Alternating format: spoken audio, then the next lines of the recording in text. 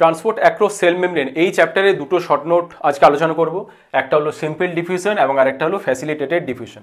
তোমাদের অনেকেরই প্রশ্ন থাকে যে স্যার অনেক কিছু লিখে আসে কিন্তু এক্সামে নাম্বার পাওয়া যায় না ভালো, কারণ তোমরা অ্যাকচুয়ালি জানো অনেক কিছু, লিখে দাও অনেক কিছু, কিন্তু সেটা গুছিয়ে তোমরা লিখতে পারো না। তাহলে আজকে আমি যেটা আলোচনা করব যে কিভাবে গুছিয়ে লিখবে এবং কিভাবে সেইভাবে লিখলে কিভাবে তোমরা নাম্বারটা বেশি পাবে। তাহলে ক্লাসের শেষে এই পুরোটার একটা স্ক্রিনশট নিয়ে নেবে, সেটাই হবে তোমাদের শর্ট নোট। ওকে, তাহলে চলো প্রথমে জানবো তাহলে diffusion. Diffusion is basically the passive transport of molecule from area of higher concentration to the area of lower concentration. তাহলে এখানে যদি আমি ধরে নিই, এখানে রয়েছে ইন্টারসেলুলার ফ্লুইড, এক্সট্রাসেলুলার ফ্লুইড। তাহলে এক্সট্রাসেলুলার ফ্লুইডে যদি কোনো মলিকুল বা সাবস্টেন্সের কনসেন্ট্রেশন হাই থাকে এবং ইন্টারসেলুলারলি যদি কনসেন্ট্রেশন কম থাকে, তাহলে হায়ার কনসেন্ট্রেশন থেকে লোয়ার কনসেন্ট্রেশনে মলিকুলের যে ট্রান্সপোর্ট হবে সেটাকেই বলা হচ্ছে ডিফিউশন। ওকে, এবং এখানে প্যাসিভ ট্রান্সপোর্ট ডেফিনেটলি, তাহলে প্যাসিভ ট্রান্সপোর্ট মানে there is no need of ATP. ডিফিউশনের দুটো ভাগ হয়, একটা হচ্ছে সিম্পল ডিফিউশন এবং আরেকটা হলো ফ্যাসিলিটেটেড ডিফিউশন।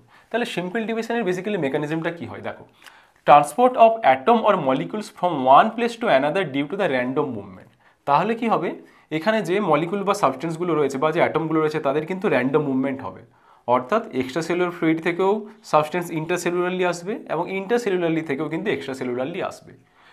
কি বলছে দেখো, molecules collides with each other and also strike the cell membrane. এই মলিকুলগুলো কিন্তু একে অপরের সাথে কিন্তু কোলাইড করবে এবং সেল মেমব্রেনের সাথে কিন্তু স্ট্রাইক হবে। এবং আলটিমেটলি কি হবে, net flux of molecule from higher to lower concentration. এবং ফাইনালি কিন্তু হায়ার কনসেন্ট্রেশন থেকে লোয়ার কনসেন্ট্রেশনে মলিকুলের ট্রান্সপোর্টটা হবে। অর্থাৎ সিম্পল ডিফিউশনের শুরুতে কিন্তু বোথ সাইডে কিন্তু মলিকুলার ট্রান্সপোর্ট হবে। আলটিমেট যেটা ট্রান্সপোর্ট হবে সেটা হলো হায়ার থেকে লোয়ার কনসেন্ট্রেশনে, এবং মলিকুলার মুভমেন্ট স্টপ হয়ে যাবে যখন সেটা ডিফিউশনাল ইকুইলিব্রিয়ামে চলে আসবে। তাহলে এই কনসেপ্টটা বুঝতে পারলে? তাহলে এরপরে তোমাদের জানতে হবে এই পয়েন্টের মতো করে তোমরা লিখবে যদি তোমাদের সিম্পল ডিফিউশন শর্ট নোট আসে। তারপরে পয়েন্ট যেটা আলোচনা করবে সেটা হচ্ছে পারমিবিলিটি অফ সাবস্টেন্স। তাহলে এই কোনো সাবস্টেন্সের পারমিবিলিটিটা কিছু কিছু ফ্যাক্টরের উপর ডিপেন্ড করে। কী সেই ফ্যাক্টর সেটা তোমাদের কিন্তু মেনশন করতে হবে ভালো নম্বর পাওয়ার জন্য। তাহলে প্রথম ফ্যাক্টর যেটা হবে সেটা হচ্ছে লিপিড সলিবিলিটি। সেল মেমব্রেন আমরা কেটে জেনেছিলাম cell membrane has a lipid bilayer. তাহলে যে সাবস্টেন্সের লিপিড সলিবিলিটি যত বেশি হবে তাহলে ডেফিনেটলি কী হবে, তার পারমিবিলিটি তত বেশি হবে। সিম্পল। সেকেন্ড পয়েন্ট হচ্ছে মলিকুলার সাইজ। মলিকুলার সাইজটা যদি বেশি হয় তাহলে ডেফিনেটলি কী হবে, পারমিবিলিটি কম হবে, এবং মলিকুলার সাইজ যদি কম হয় তাহলে পারমিবিলিটি বেশি হবে। এবং এখানে তোমাদের একটা জিনিস মনে রাখতে হবে, সোডিয়ামের ক্ষেত্রে অ্যাটমিক ওয়েট কত হয় 23, পটাশিয়ামের ক্ষেত্রে অ্যাটমিক ওয়েট হয় 39। তাহলে তোমাদের মনে হতে পারে সোডিয়ামের ওয়েটটা কম, তাহলে সোডিয়ামের ট্রান্সপোর্ট ইজিলি হবে কম্পেয়ার টু পটাশিয়াম, কিন্তু সেটা কিন্তু নয়। সোডিয়ামের কি করে, সোডিয়াম অ্যাট্রাক্ট মোর ওয়াটার। তাহলে কি হবে, effective molecular size of hydrated sodium is more than potassium. So potassium has more permeability compared to sodium. কনসেপ্টটা বুঝতে পেরেছো? এটা ডেফিনেটলি লিখবে, এই পয়েন্টগুলো লিখলে কিন্তু এক্সট্রা নাম্বার পাওয়া যায়। থার্ড পয়েন্টে আসবো চার্জ অফ মলিকুল। মলিকুলার চার্জের উপরে কিন্তু পারমিবিলিটিটা ডিপেন্ড করে। Membrane is polarised with negative interior. কোনো সেল মেমব্রেনের ইন্টেরিয়ারটা সবসময় নেগেটিভ থাকে।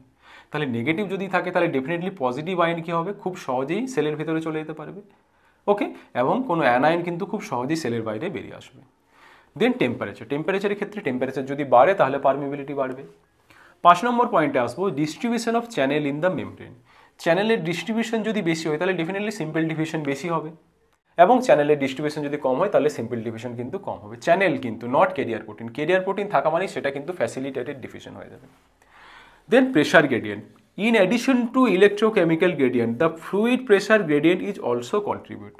অর্থাৎ বাইরে যদি ফ্লুইড প্রেশার বেশি থাকে তাহলে ডেফিনেটলি সেক্ষেত্রে বাইরের প্রেশার বেশি থাকার জন্য সেলের বাইরে থেকে ভেতরে কিন্তু পারমিবিলিটিটা সাবস্টেন্সের বেশি হবে। ক্লিয়ার হয়েছে? এই অবধি তোমাকে মেনশন করতে হবে, এই পয়েন্ট ওয়াইজ মেনশন করবে। এবং লাস্টলি তোমাকে যেটা লিখতে হবে সেটা হচ্ছে মেমব্রেন প্রপার্টিজ। মেমব্রেনের কিছু প্রপার্টি রয়েছে যার উপর কিন্তু এই পারমিবিলিটিটা ডিপেন্ড করে।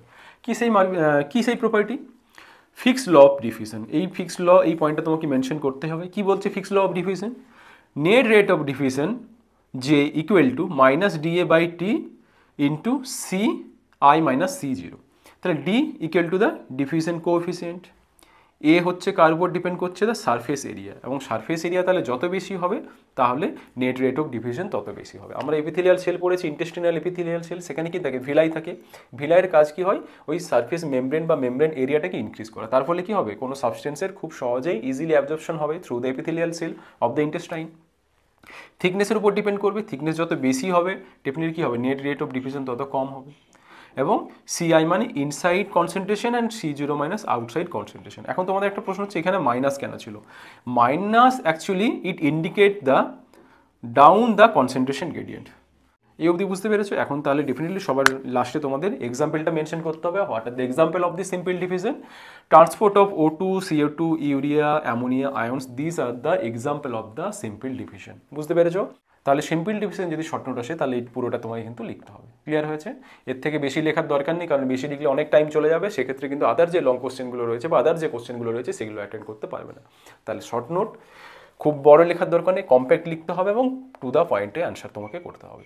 এরপরে চলে আসি ফ্যাসিলিটেটেড ডিফিউশন সম্বন্ধে।